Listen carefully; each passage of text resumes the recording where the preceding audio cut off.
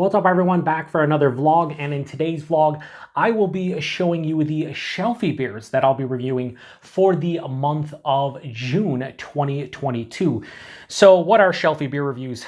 Loose definition from myself, I would say that they are beers that I can walk into my local beer store or even grocery store and pick right up off the shelf. You don't have to trade for them, you don't have to wait in line, none of that stuff. And I like to get a mix of beers from bigger regional and national breweries, along with even some imports. A lot of times I'll try to mix and match styles and breweries and whatnot. This time around I just honestly ended up with a lot of summer crushers, which you'll see momentarily. But for the most part, I try to get a good mix of beers. And how Shelfie beer reviews work on my channel are every Tuesday and Friday of each month, I will post a Shelfie beer review. And I usually do a vlog like this a couple days before the month, or a couple days before I post the first video showing you, in case you want to grab any of the beers and drink along with the reviews. These right here from left to right are in order of how I'm going to post the reviews. And typically, the first Tuesday or Friday will be when I post them. This one will be on the first Friday, and I don't know if it's a Tuesday or Friday when the month ends, but this one will be the last one of the month. And as you can see, I have 8 different beers here because there are 8 Tuesdays and Fridays in June. And let's go over them real quickly, just talk about them real quick and see what I grab. So the first one I have is from Flying Dog, and it is their seasonal release. It's their Royal Crush Orange Crush Ale. I believe Orange Crush, it says Maryland Shore's most beloved beach cocktail. So it is a cocktail, 6%. It says for optimal freshness, enjoy by 6/14/22, which will come in right under the gun. But yeah, it's a summer crusher. So it seems at 6%, low ABV. I haven't, reviewed a lot of Flying Dog on the channel. I used to buy their stuff a lot, but over the past, say, 5-6 years, I haven't really grabbed any of their stuff.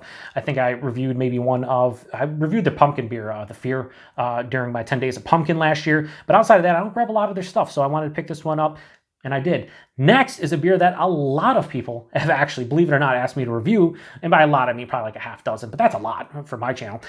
It is from Sam Adams, aka the Boston Beer Company. It's their Cherry Wheat. It's been a long time since I've had this one. This is a beer, this is one of those fruit beers that I kind of, drank a decent amount back in the early 2010s.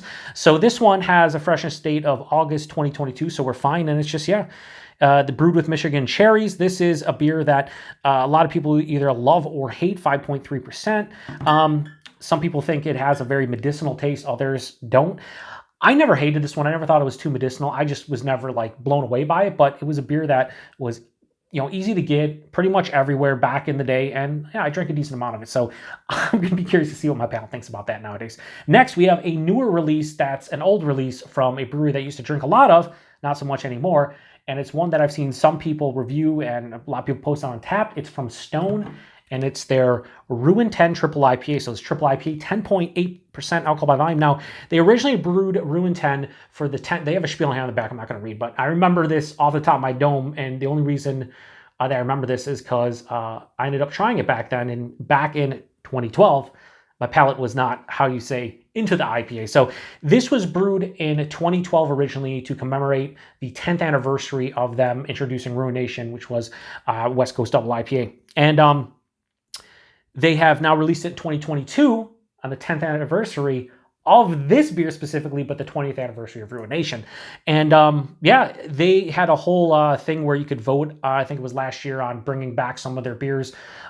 Sublimely Self-Righteous, which is their black IPA, they brought back. They brought back the green tea IPA, I forget the name of that one, and now they brought back this one. I think there's a couple other ones, including their Imperial Russian Stout that should be coming back, and I like that beer a lot. So anyway, had to grab this one, relatively fresh, about a month old, so I can't wait to get in that one. Should be a good time. Again, when I had this one back in 2012, my palate, I was 2.5 years into drinking craft beer in general. IPAs were not my thing, hated it. So I think I'm going to enjoy it now because I like beers like that. Next, we have from Rogue, we have their Honeycolsh. So this is a Kolsch style ale brewed with wildflower honey, 5.5%, 26 IBUs, and that's it. So I really do like Kolsch's. Honeycolsh, sign me up. I feel like, again, Summer Crusher, maybe not a Summer Crusher, next one, Summer Crusher. It's from Southern Tier, and it's their Nice Slice, another seasonal session ale with a natural watermelon flavor. That scares me. Natural watermelon flavor could mean a lot of different things. I hope it doesn't taste exactly like a Jolly watermelon Jolly Rancher. I like watermelon Jolly Ranchers, typically just not in beer. As long as it's, I don't mind the flavor. A lot of times they're too sweet, right? But this is 5% as well, and yeah, nice. Next one, I'm both super excited about, but also frightened to some degree. It's from Left Hand. It's another one of their nitro beers, and this is their Key Lime Pie Nitro. It's a sour ale with lactose, lime, vanilla, and cinnamon. Now, to me, it's a 7.3%, so not quite the crusher. To me, Left Hand is the king of nitro beers when it comes to the U.S., and I really dig their nitro beers, but typically I dig their darker nitro beers, like their Milk Stout, for example. What was it? Flamingo Dream, I think, was the other fruited nitro beer I had from them. I wasn't a huge fan. I was just okay.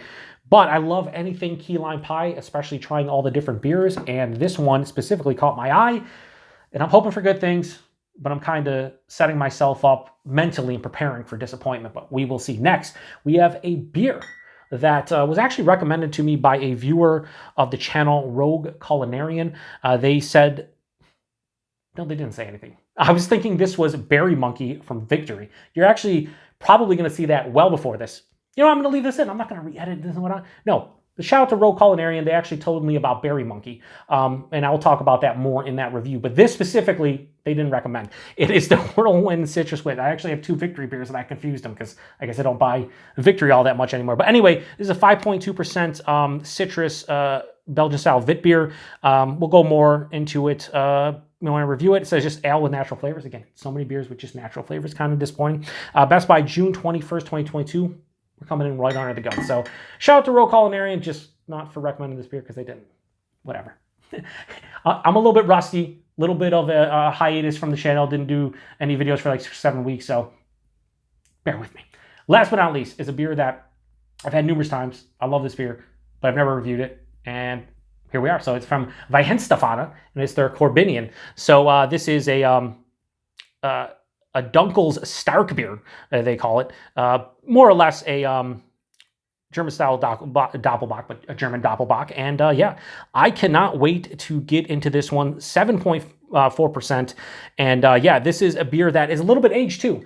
By the time I drink this one, it's probably going to be about 10 and a half, 11 months old, which is fine. Beers like this can certainly hold up. I can't wait to get into it to see if it's held up. Doppelbocks are one of my favorite styles. To me, when it comes to any kind of box, the bigger the ABV, the bigger the beer. I just love the caramel and the toffee and all that good stuff. So I can't wait to get in this one. Corbinian's a classic. I just have never reviewed it.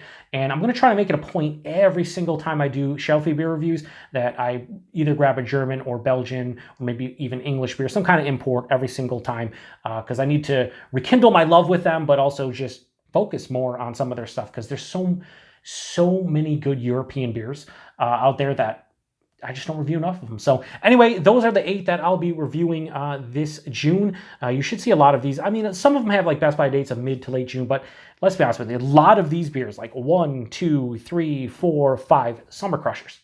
5 of these beers are definite summer crushers, and they'll probably be on the shelves. I mean, the cherry wheat's year round and whatnot, but a lot of these beers will just be hanging out on the shelf, and you should be able to pick most of these up. The only one you might have a little bit of a tough time with is maybe, I don't know about Distro Flying Dog. The Ruin 10, I don't know, if that's going to hang around. If you grab it, it might be a couple months old. Maybe, you're not crazy about drinking a little bit of an aged IPA. The Corbinian you should be able to find pretty much anywhere. But at the end of the day, I'm pretty happy with this month's selection. So anyway, again, first Friday to the last Tuesday or Friday of the month, going to be posting these in the morning. Typically is the first review of the day. So yeah, anyway, I appreciate everybody stopping by for another vlog and checking out the Shelfie beers. I can't wait to get into all of these. They all sound very thirst quenching and delicious, and hopefully they're all great, but I have a sneaking suspicion that they won't be. Anyway, appreciate everybody stopping by. To the next one. Cheers.